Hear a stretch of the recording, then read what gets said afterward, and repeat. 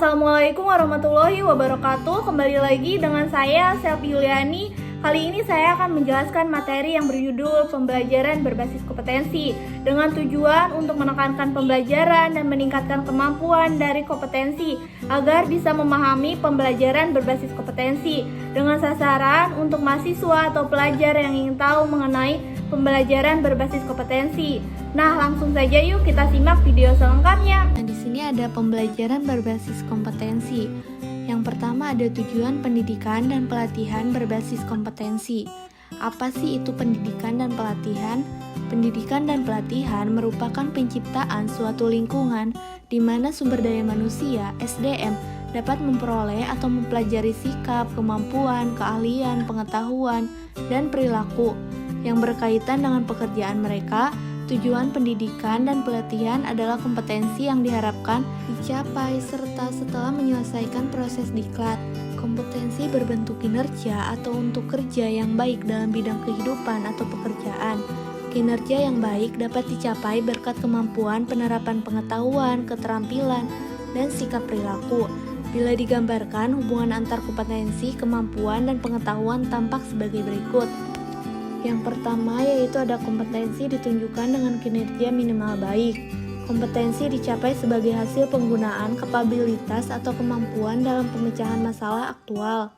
Yang kedua yaitu kapabilitas atau kemampuan sebagai hasil penerapan kombinasi penerapan pengetahuan, keterampilan, dan sikap perilaku. Kapabilitas atau kemampuan disebut kompetensi dasar diperoleh sebagai hasil terpaduan bakat, pengalaman, dan pendidikan menjadi dasar untuk mencapai kompetensi. Yang ketiga yaitu ada kompetensi ditunjukkan dengan kinerja minimal baik. Kapabilitas atau kemampuan disebut kompetensi dasar diperoleh sebagai hasil perpaduan bakat, pengalaman, dan pendidikan menjadi dasar untuk mencapai kompetensi. Selanjutnya yaitu ada kurikulum berbasis kompetensi. Kurikulum berbasis kompetensi adalah kurikulum yang ditunjukkan untuk menciptakan tantangan yang kompeten dan cerdas dalam membangun identitas budaya dan bangsanya. Yang kedua yaitu ada kompetensi yang dikembangkan. Kompetensi yang dikembangkan berupa keterampilan dan keahlian bertahan hidup dalam perubahan, pertentangan, ketidakmenentuan, ketidakpastian, dan kerumitan dalam kehidupan. Nah, selanjutnya yaitu ada desain dan pengembangan sistem pembelajaran. Yaitu desain dan pengembangan sistem pembelajaran adalah desain pembelajaran yang ilmu untuk menciptakan spesifik pengembangan, pelaksanaan, penilaian, serta pengelolaan situasi yang memberikan fasilitas layanan pembelajaran dalam skala makro dan mikro untuk berbagai mahasiswa pada berbagai tingkatan kompleksitas. Desain dan pengembangan sistem pembelajaran dengan seluruh komponen di dalam harus difokuskan pada tujuan pembelajaran yang berisi kompetensi. Nah, selanjutnya yaitu ada pembelajaran berbasis kompetensi tidak hanya difokuskan pada pencapaian peserta diklat tetapi juga pada pencapaian pengajar. Selanjutnya yaitu ada kompetensi awal dan karakteristik awal peserta didik. Yaitu anak pertama adalah pihak yang paling berkepentingan dalam hasil pembelajaran di masa depan. Mereka adalah pihak yang perlu dibantu menyelenggarakan diklat untuk membangun cita-citanya peserta didik. Anak kedua adalah penyelenggara diklat, di dalamnya termasuk pengajar dan pengelolaan satuan pendidikan. Anak ketiga yaitu penggunaan lulusan. Mereka adalah yang berkepentingan untuk mendapatkan lulusan sesuai kebutuhan lapangan kerja. Nah, selanjutnya yaitu ada kompetensi dan pengukuran hasil belajar.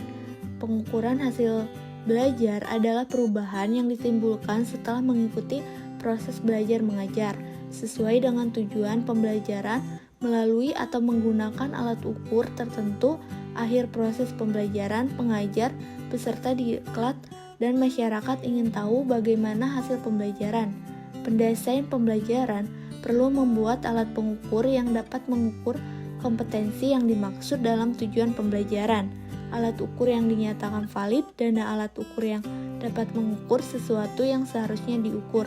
Reliable. Nah, selanjutnya yaitu ada hubungan kompetensi dan strategi pembelajaran. Yaitu ada pendesain pembelajaran diharuskan dapat melaksanakan kegiatan secara bertahap, yaitu yang pertama ada menentukan tahapan dan langkah kegiatan pembelajaran dengan urutan isi yang diarahkan pada pencapaian kompetensi. Demikianlah pula pada saat menentukan metode, media, alat, dan alokasi waktu harus mempertimbangkan kesesuaian unsur dalam strategi interaksional dengan kompetensi dalam tujuan pembelajaran. Nah, yang kedua yaitu ada pengajar pelaksanaan rencana strategi pembelajaran yang telah disusun dengan memasukkan upaya pemberian motivasi sepanjang proses pembelajaran agar peserta didik memfokuskan perhatiannya pada seluruh pembelajaran. Upaya pemberian motivasi berupa pemberian pujian, penguatan, pemberian latihan, relevan, dan menanamkan keyakinan kepada peserta didik bahwa ia secara bertahap akan berhasil mencapai kompetensi yang ada pada tujuan pembelajaran.